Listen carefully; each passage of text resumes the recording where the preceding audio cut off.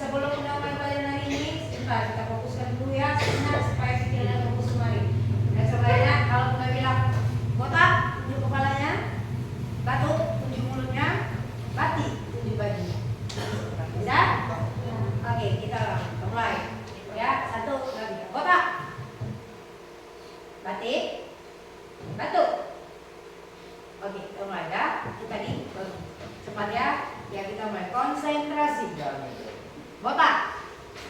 botak, batuk, botak, batik, batuk, botak, batik, batuk, batuk, botak, batik, batik, botak, batuk, batik. Oke, kita kasih pertanyaan. Senyum deh. Oke, materi minggu lalu kita sudah mempelajari pertumbuhan dan perkembangan pada manusia. Siapa yang tahu? Coba sebutkan pertumbuhan dan perkembangan pada manusia. Dimulai dari siapa yang mana? Perkembangan pertumbuhan pada manusia. Ayo, Andi, ya, dimulai dari mana minggu lalu? Dimulai pertumbuhan manusia dimulai dari apa? Bayi, terus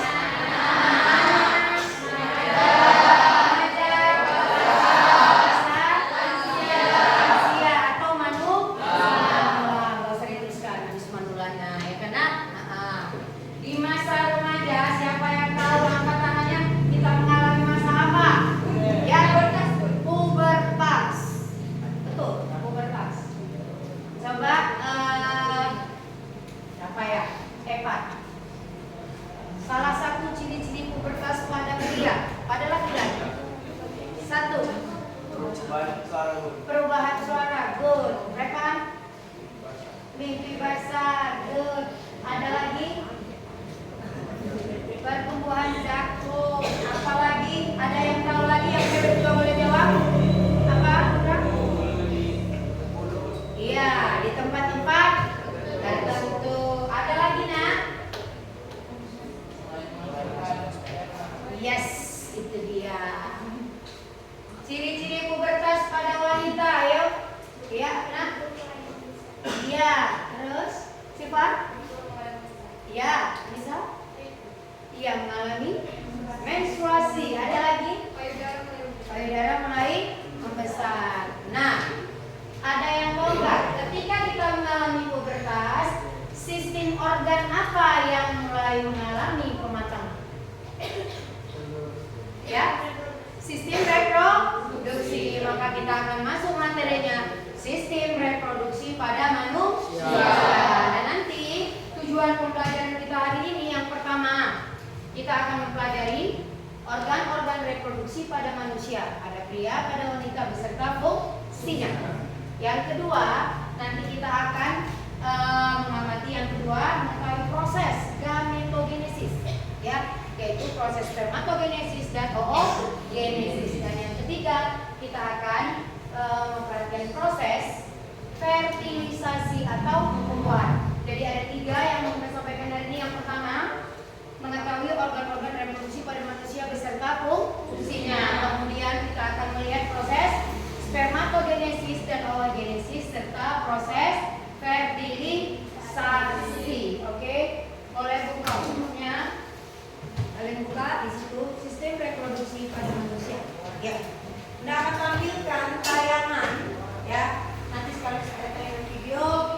Sini kita akan membuka sistem reproduksi.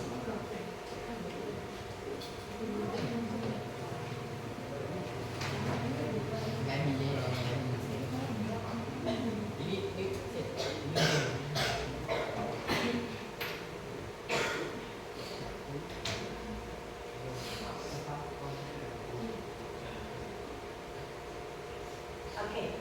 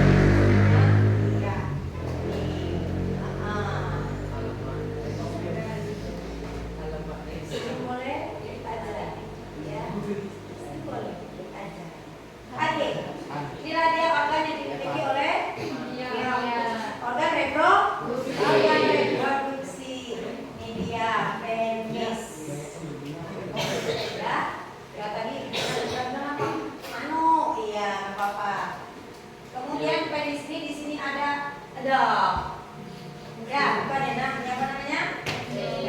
Testis. Nah, tadi ketika Bunda tanya apa sistem organ apa yang akan berfungsi setelah kita mengalami pubertas, bro. Salah satu ciri-ciri orang yang sudah pubertas pada laki-laki akan menghasilkan sperma. Nah, di sini ada testis. Ya, kalau orang awam kemudian tahu. Baik, ada yang tahu jumlah testis pada laki-laki berapa? Ada 2 atau spasa. Oke, nah di testis inilah, nah kalau bahasa orang bisa bilang disinilah diproduksi sperma. Di dalam sini diproduksi sperma, kebetulan tidak ada. Nah, tepatnya di dalam testis ini ada saluran namanya tubulus seminiferus. Ya, jadi di dalam tubulus seminiferus inilah diproduksi sperma. Nah, setelah sperma diproduksi di dalam testis ini dilindungi oleh kulit pelindung bungkusnya. Namanya apa? Skrotum. Jadi skrotum ini pembungkus testis ya, supaya apa? Menjaga sumbu testis supaya pertumbuhan spermanya itu baik.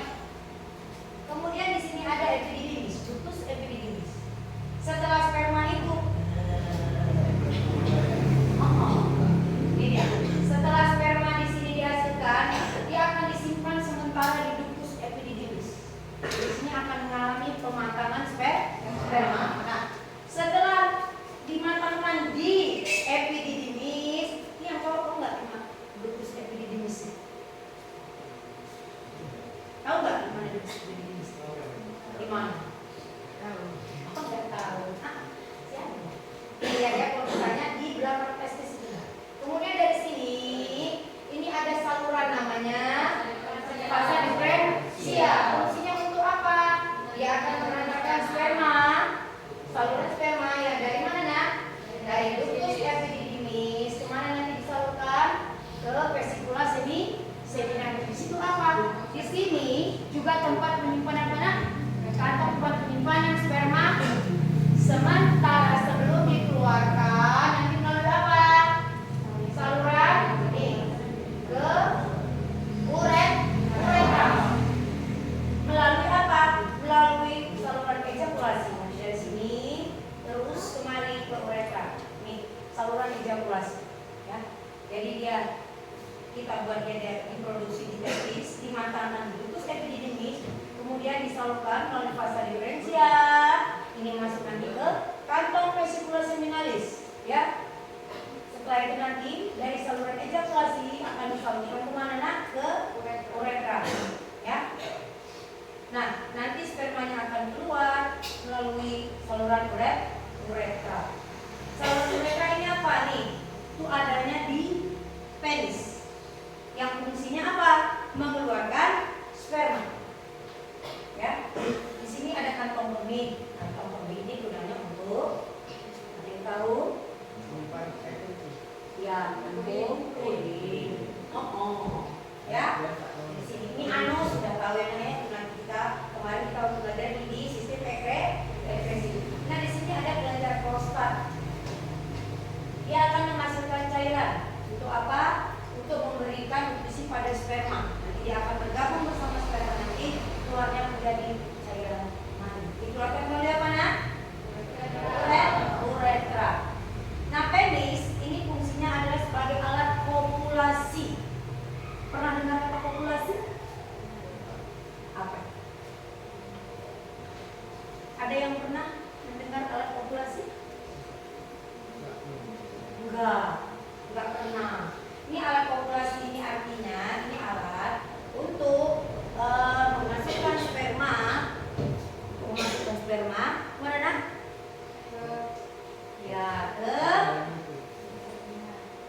Iya, Mbak. Ini alat kopulasinya. Sudah? Bisa semua nak? Ada apa nak? Ada penis, ada testis, ada skrotum. Skrotum ini tadi apa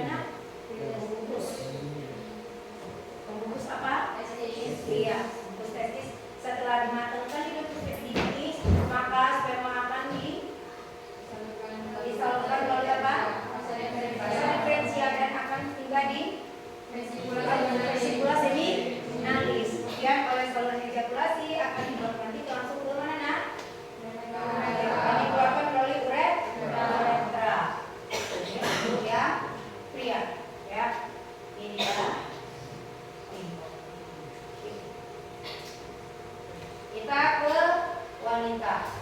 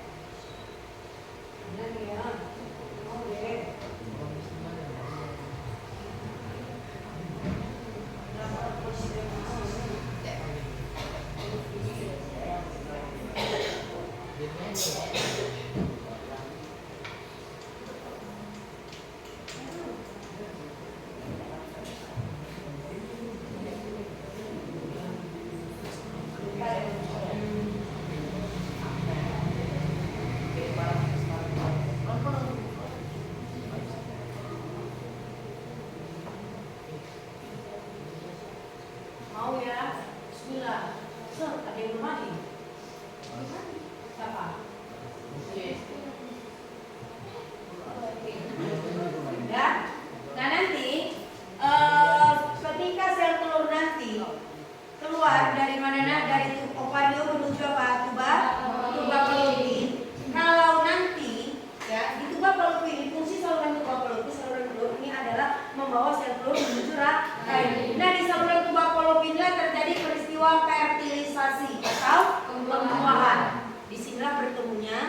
sel sperma dan sel ovum atau sel telur. Setelah nanti terjadi pembuahan, maka ini nanti akan menjadi zigot. Nanti akan dibawa oleh tuba Fallopi menuju rahim. Ya. Nah, setelah sampai di rahim, fungsi rahim tadi untuk memperhatikan pertumbuhan dan perkembangan embrio sampai nanti kita berada di sana selama kurang 9 bulan, kemudian akan dikeluarkan melalui parang. Nah, kenapa ya jaringan gue? Nggak mau ya?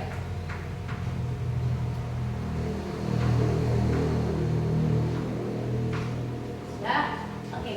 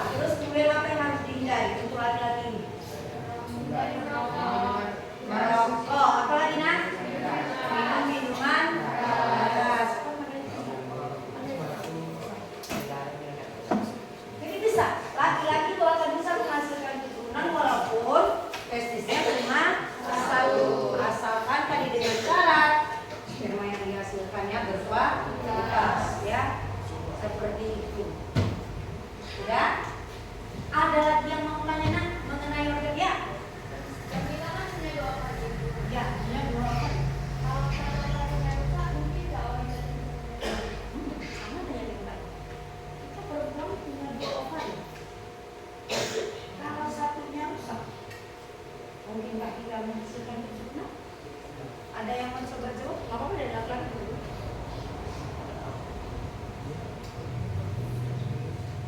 Gimana nak? Jangan jawabnya gini. Mungkin Bun, kalau Allah yang mau, jangan ke situ dulu. Jangan ke situ dulu. Bisa Bun, kalau Allah yang mau gitu. Jangan gitu. Ada yang mau jawab? Hah? Ada yang mau jawab? Bisa nggak?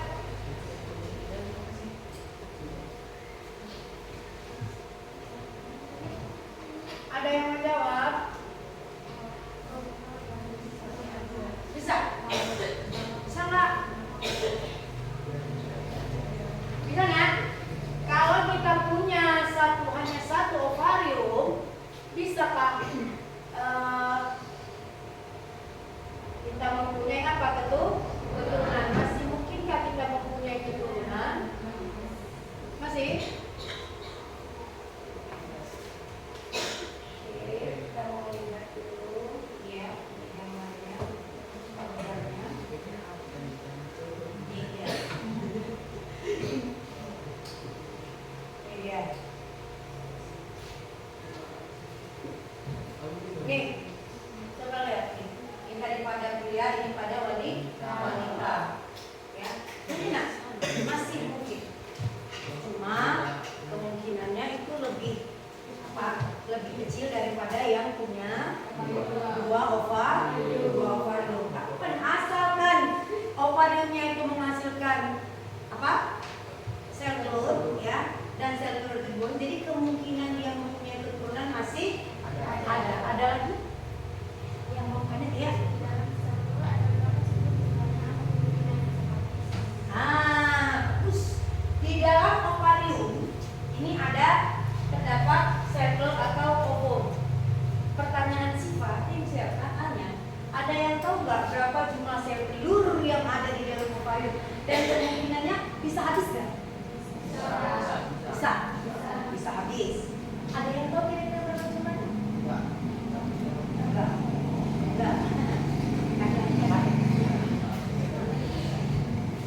Sel telur ini, sel ovum ini ada sejak kita di dalam kandungan. Jadi sejak kita di dalam kandungan, sel telur itu ada. Jumlahnya bisa mencapai jutaan lebih.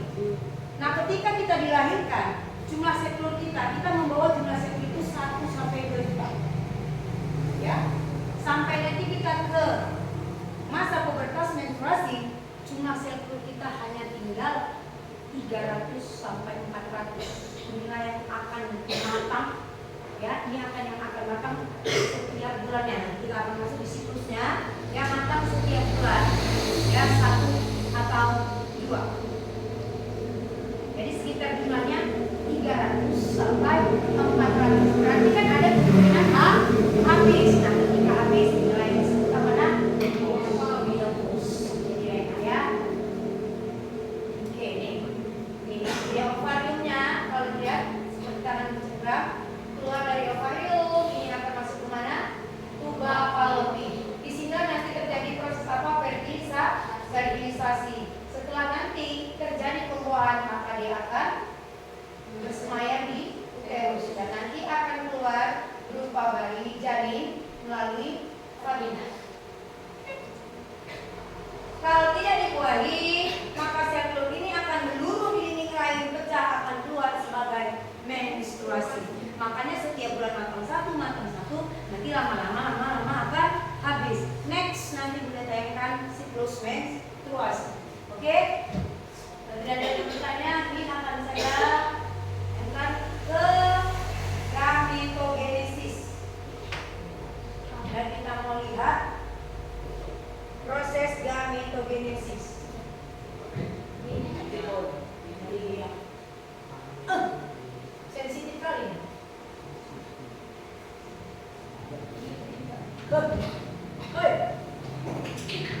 Gak mau dia.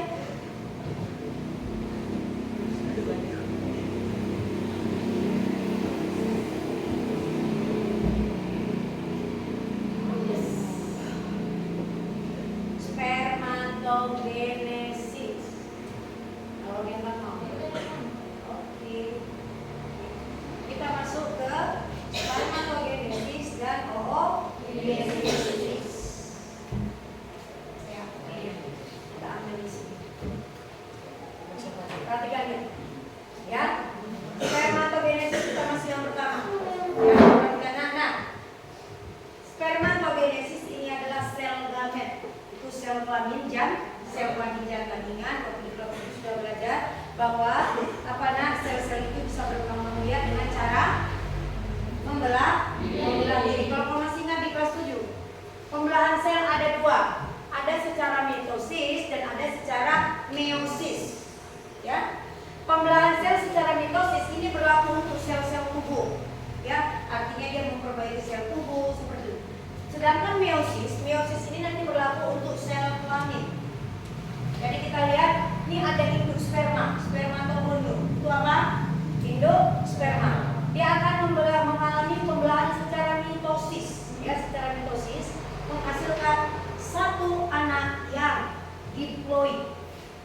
Sel diploid ini mempunyai kromosom sepasang. Ini dia, sepasang 2N. Ini artinya kromosomnya sepasang sama dengan induknya.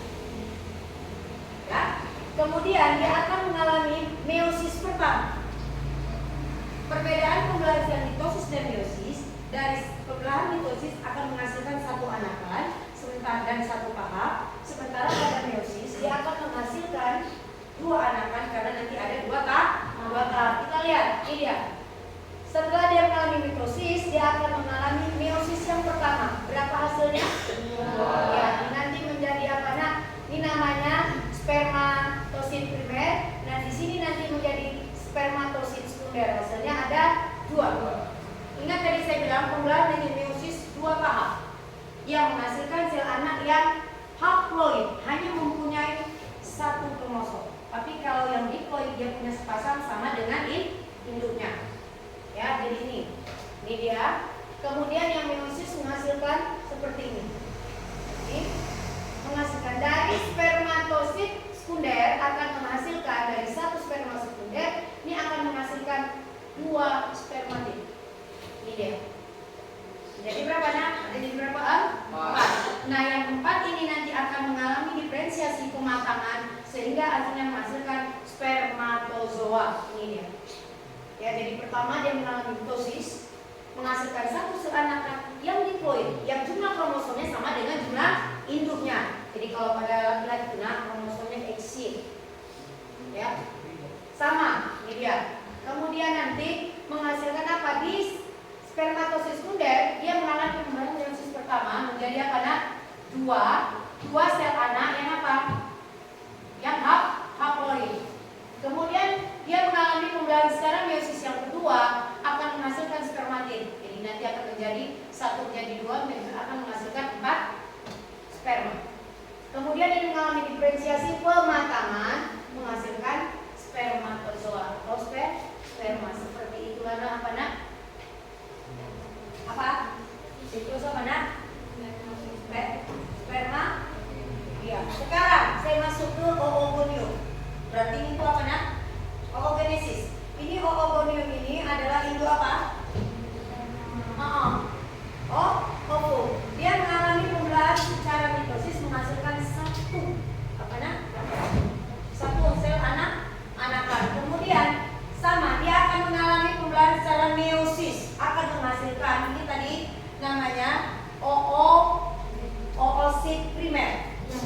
Oosit primer. Kemudian mengalami pembelahan meiosis yang pertama. Ingat meiosis ada dua tahap. Menghasilkan satu oosit sekunder dan satu lagi badan polar. Ya, jadi satu besar, satu kecil. Kemudian dia akan mengalami pembelahan yang kedua. Si oosit sekunder akan membelah diri lagi. Ya, akan membelah diri lagi nih menjadi berapa nak? 2. Menghasilkan satu ootit yang sekunder, kemudian menjadi satu lagi badan polar. Nah, kalian lihat di sini nak, ini yang menghasilkan berapa? 1 sel ovum. Badan polar ini akan terdegradasi atau mati.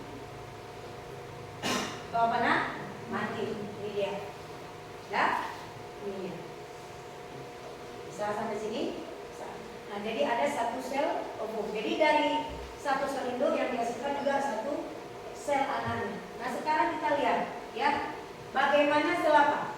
Sperma ini dengan sel ovumnya bertemu. Kita masuk ke ya, kita masuk ke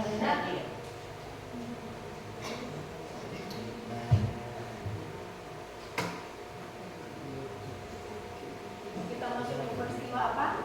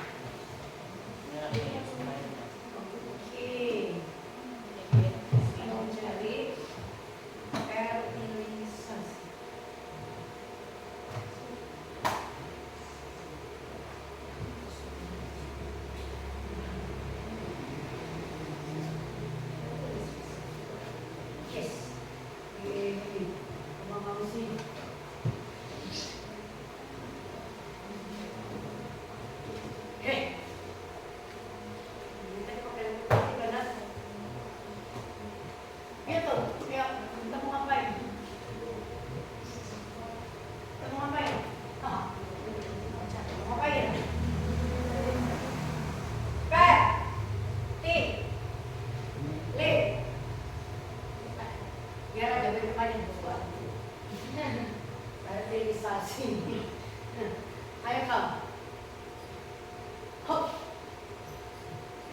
Oke, kita lihat proses fertilisasi. Nih, perhatikan betul-betul tayangan video.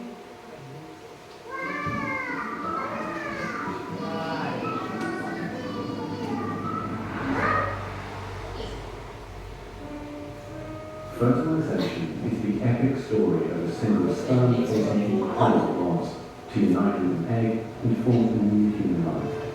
It is the story of hormones.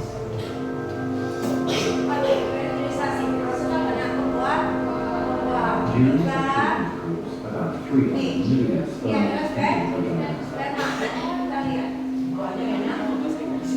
soon afterwards, millions of them will grow out of the sperm or die in its acidic environment. However, many survive because of the protective element provided in the fluid surrounding them. Next, the sperm must pass through the cervix and open into the uterus. Usually it remains tightly closed, but here the cervix is open for a few days while the woman ovulates. The sperm swim through the cervical mucus, which is filled to a more watery consistency for easier passage. Once inside the cervix, the sperm continues swimming toward the uterus, though millions will die trying to make it through the mucus. Some sperm remain behind, causing problems with the cervix, but they are waiting internally to back up to the first group. Inside the uterus, muscular uterine contractions assist the sperm on their journey to ovulation. However, resident cells from the woman's immune system mistaking the sperm for foreign invaders destroy thousands of needles.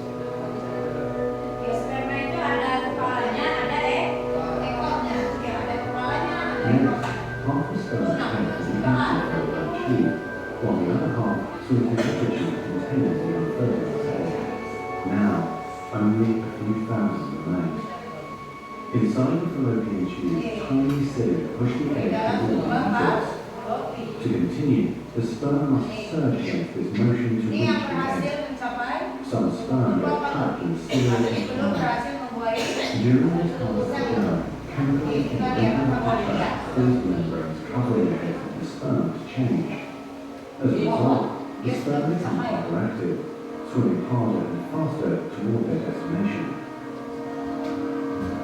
At long last, the sperm reach the egg. Only a few dozens will through the remaining sperm remain.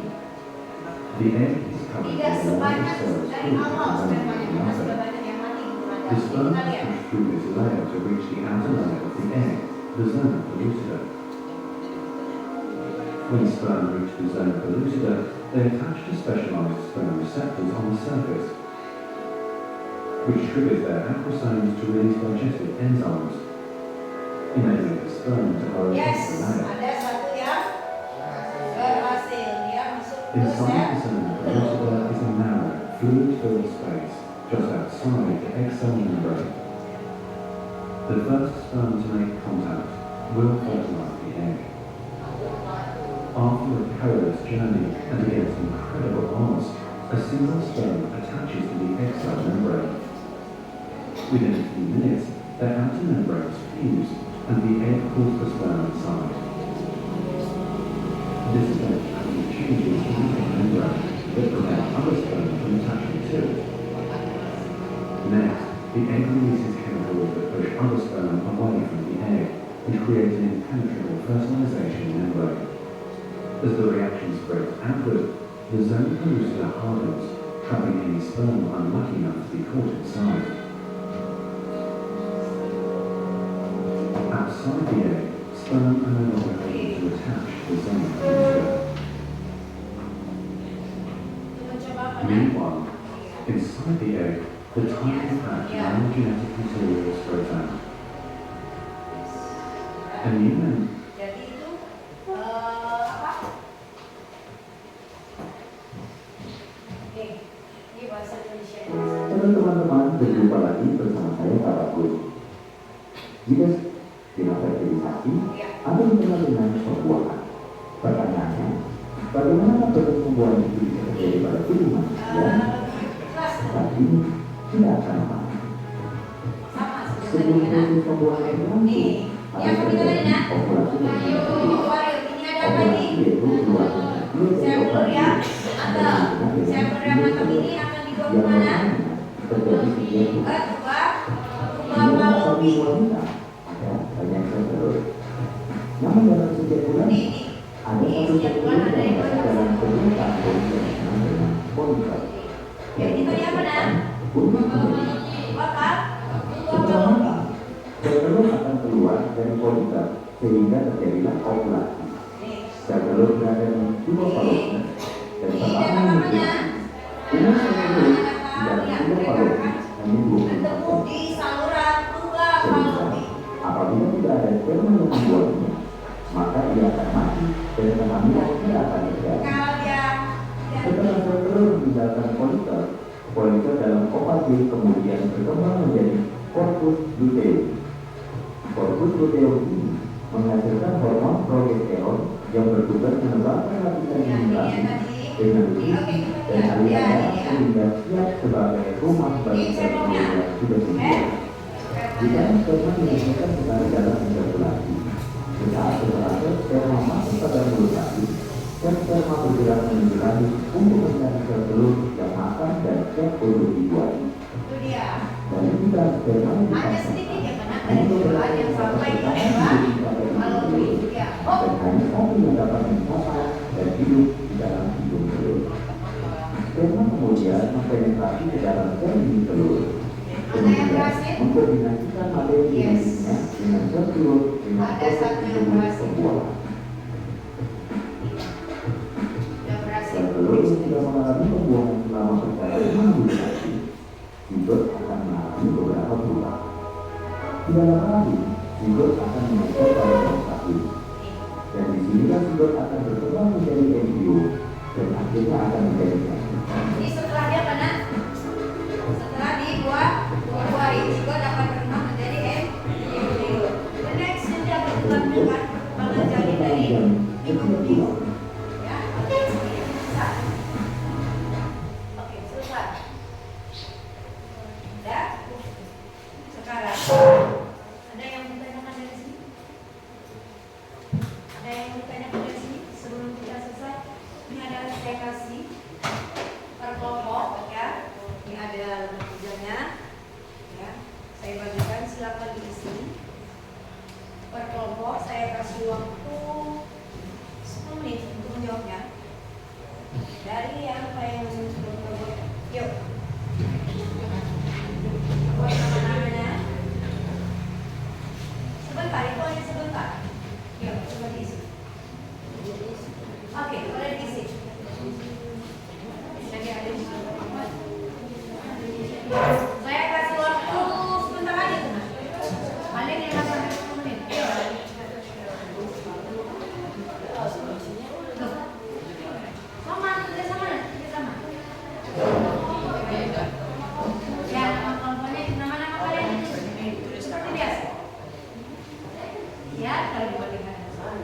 Taruh di barisnya.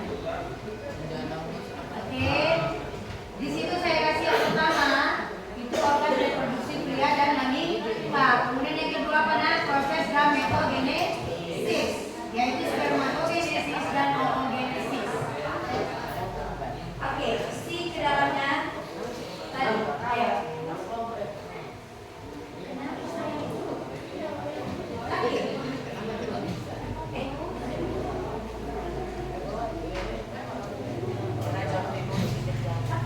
Udah bilang sehat, sehat. Ternyata ada satu yang sakit. Apa kabarnya?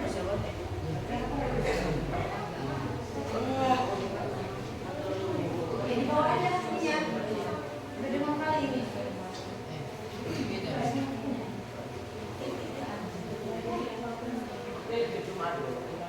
Udah. Gak lama ya. Nanti ada keluar lagi.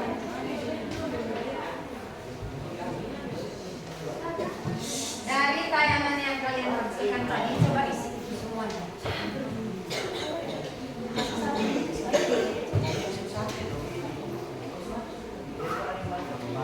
Ada yang gak ngerti isinya? Ada?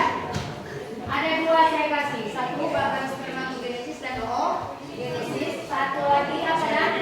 Organ reproduksi. Ayo.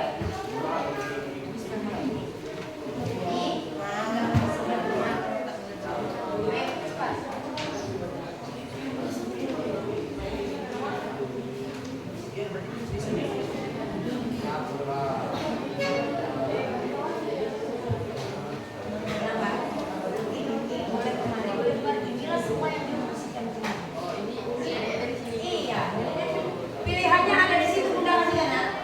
Itu yang diisikan ke kotanya. Nih, ini diisikan. Ini semua diisikan ke mana? Yang mana? Osis primer, osis sekunder, spermatosis primer, sekunder.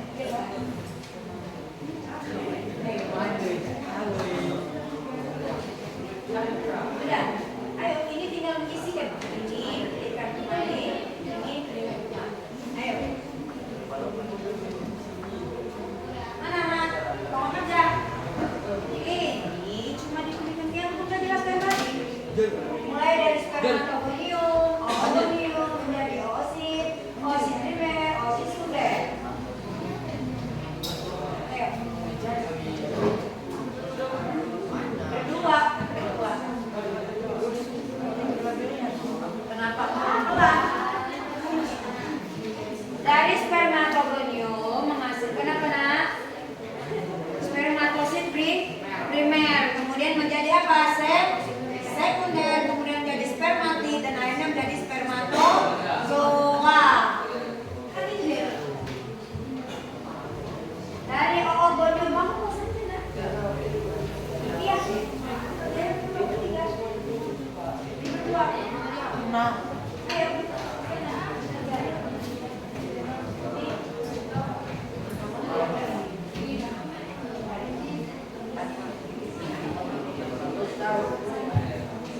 Ada yang udah siap? Halo?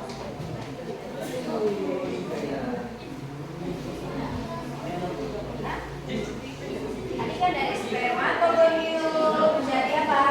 Spermatosit primer, spermatosit sekunder, jadi apa bang? Spermatid dan spermatozoa. Yuk.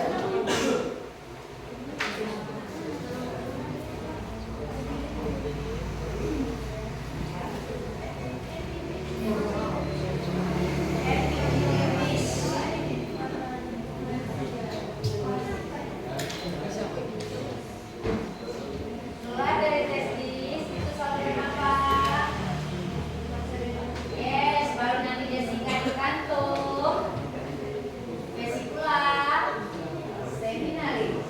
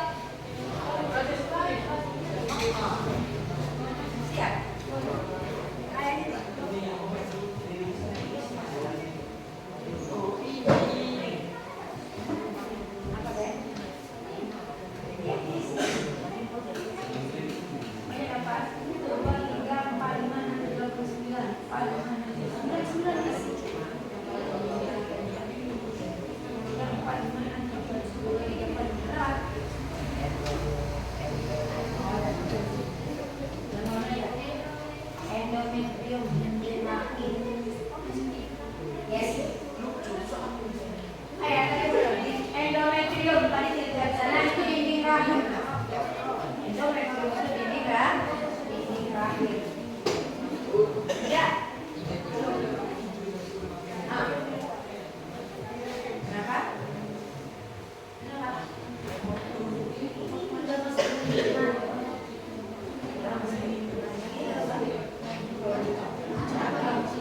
Yang tadi ada di papan whiteboard. Ini board.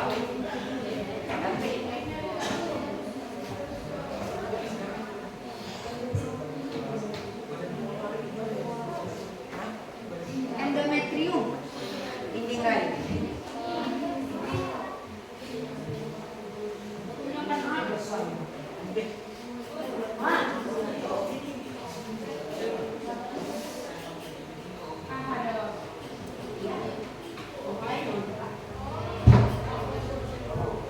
Ada yang udah siap?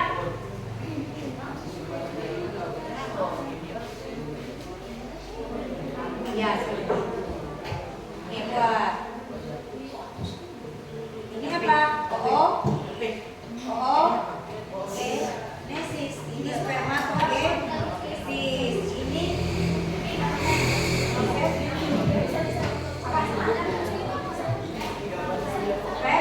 sperma. Ini apa? Ayo, siapa yang udah siap? Foto mana? Kita sesuaikan sama yang di sana.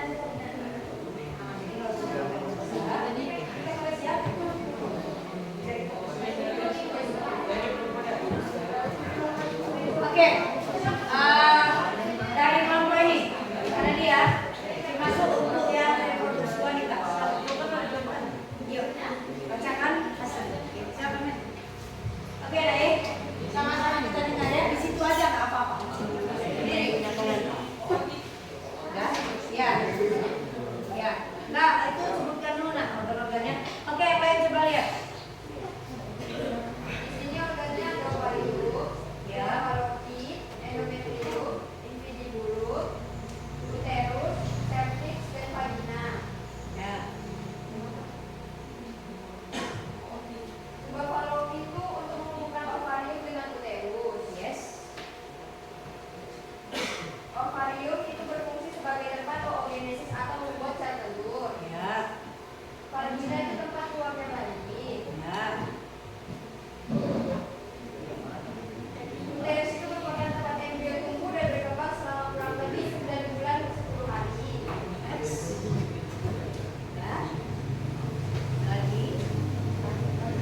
Sudah kan? Sudah. Sudah? Sudah. Endometriumnya ya tadi depan tidak ada sama. Dinding rahim. Oke, coba perhatikan. Untuk yang reproduksi wanita, kita kasih applause untuk makanan dia. Ada yang mau menjawab reproduksi pria? Bisa? Oke, coba. Coba yang lain lihat di situ. Ya. Penis, skrotum, testis, epididymis, uretra, vasa diferensia, vesicula seminalis, dan prostat, dan jantung ovar. Ya, bisa nggak menjelaskan perjalanan spermanya dimulai dari mana? Sperma dibuat di testis, lalu menuju Dimatangkan di.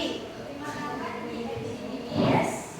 lalu menuju vas diferensia, vesicula seminalis, lalu menyalur ke prostat, lalu ke uretra. Ke uretra. Ya, jadi dia dari testis dimatangkan di, kemudian melalui saluran ke kantong vesicula seminalis, kemudian nanti melalui saluran ejakulasi akan diturunkan ke uretra, baru akan dikeluarkan melalui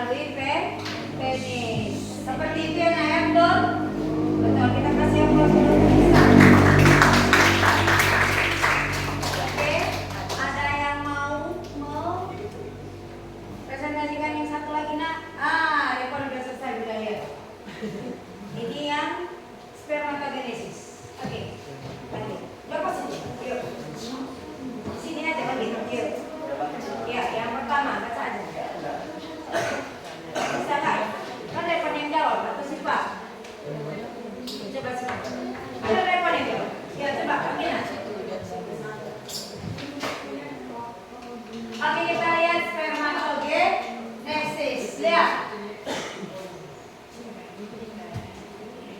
Oke. Cepat.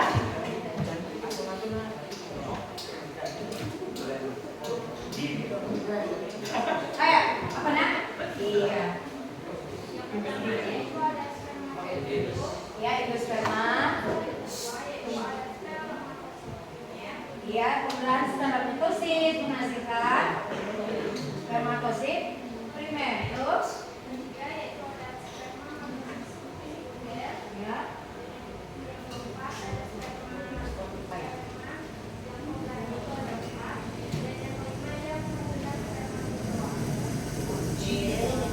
Ada yang bisa melengkapi? Halo? Ada yang bisa melengkapi? Oke, silakan. Spermatogonium itu sperma tadi sudah ada membelah diri secara apa? Ini menghasilkan apa? Satu spermatosit apa? Primer. Kemudian dia mengalami pembelahan secara meiosis menghasilkan apa? Spermatosit sekunder. Kemudian yang mengalami lagi apa? Meiosis yang kedua menjadi spermatosit. Akhirnya dia mengalami pematangan jadilah apa? Spermatozoa yang jumlahnya ada dari 2 menjadi 4 yang sifatnya haploid menghasilkan 2 seanak paling sifatnya haploid dari 1 sel induk. Oke. Ada yang bisa ke Anggi? Sudah selesai oogenesis? Siapa yang sudah selesai oogenesis? Siap? Evan sudah? Bisa. Ada yang bisa siap? Evan sudah? Oke, yang pertama itu apa nak? Dari oogenesis. Apa? Dia menghasilkan apa? Mengalami mitosis pertama menjadi apa tadi? Oosis primer. Kemudian dia mengalami meiosis yang pertama menjadi apa? Oosis sekunder dan satu lagi badan bipolar. Kemudian mengalami meiosis yang kedua menghasilkan apa? Menghasilkan apa? Oosis sekunder dan badan bipolar. Akhirnya dia menghasilkan satu apa? Tak tahu. Opung apa opung? Opung. Saya pikir tak tahu. Opung. Nah, yang badan bipolar tadi akan apa nak? Mati. Kawan? Hancur. Oke? Jadi ya sebelum saya tutup, coba lagi, coba maju. Saya mau tanya. Sini. Apa yang Andi dapat tadi? Dari tadi apa yang Andi dapat? Andi lagi, dari siapa? Dari pembelajaran hari ini. Ini yang Andi dapat dari Oke. Ya apa dah?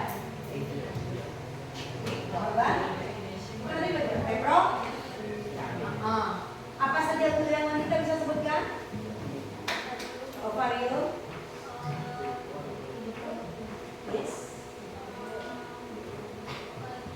Yes. Tidak lebih kan?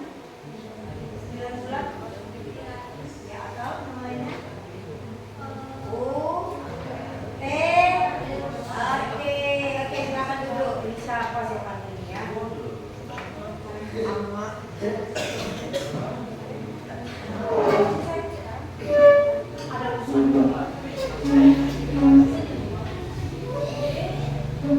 Apa yang Anda dapat dari tadi?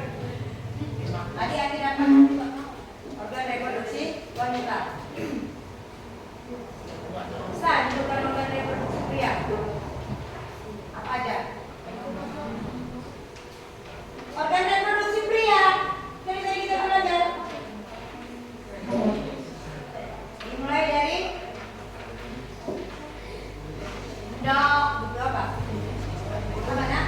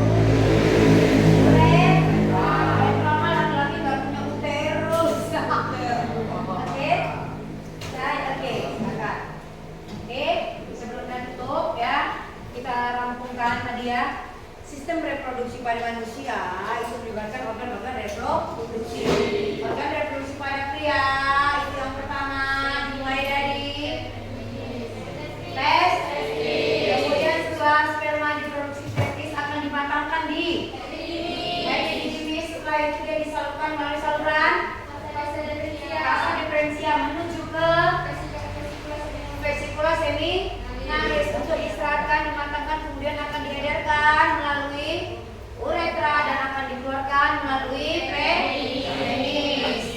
Untuk yang wanita, sel telurnya dibuat di mana? Ovarium. Setelah matang itu akan menuju jadi tuberkulosi. Setelah di situ nanti terjadi apa nak? Fertilisasi. Nanti apa? Setelah terjadi fertilisasi, maka akan menuju apa? Uterus. Nah, perkembangan embrio akan terjadi di uterus dan kemudian akan dikeluarkan melalui vagina. Nah, tadi pernah ditekankan peristiwa gametogenesis. Gametogenesis itu adalah pembuatan sel gamet atau sel kelamin. Ada dua, tadi ada spermatogonium dan oogonium. Dimulai dari induk sperma. Dia mengalami pembelahan yang pertama, mitosis, menghasilkan satu spermatosit primer yang selnya hot diploid, sama dengan ini. Kemudian dia mengalami pembelahan meiosis yang pertama, akan menghasilkan dua spermatosit sekunder. Dari sini akan mengalami pembelahan mitosis yang kedua, dari 2 menjadi 4. Untuk sel telur dari satu induk itu mengalami mitosis menjadi apa? Oosit primer. Kemudian mengalami meiosis yang pertama, kedua, dan hanya menghasilkan satu sel telur yang bisa dipakai, sementara yang bipolarnya akan terdegradasi atau hancur. Oke, ada pertanyaan sebelum saya tutup, nah? Jadi, kau telah mengetahui organ reproduksimu, jaga kesehatan organ reproduksimu, ya. Salah satunya tadi untuk menjaganya, mengkonsumsi makanan yang sehat, kemudian pola hidup yang sehat, rajin olahraga, kemudian satu lagi, memakai pakaian dalamnya jangan terlalu ketat, kemudian yang lembut dan nyaman. Oke, nanti next berikutnya kita akan lihat tayangan apa nak? Siklus menstruasi dan perkembangan janin dari minggu ke minggu. Oke, sebelum keluar kita yuk senang-senang dulu. Senang-senang dulu. Oke, boleh berdiri? Boleh berdiri sedikit sebelum kita keluar.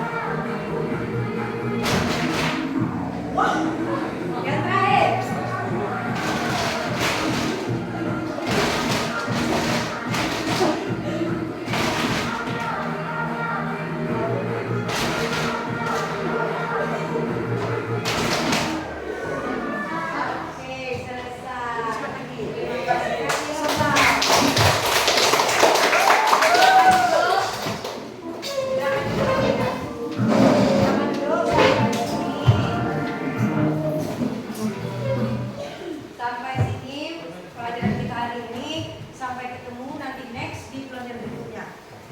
Saya sudahi dengan wabillahi taufiq.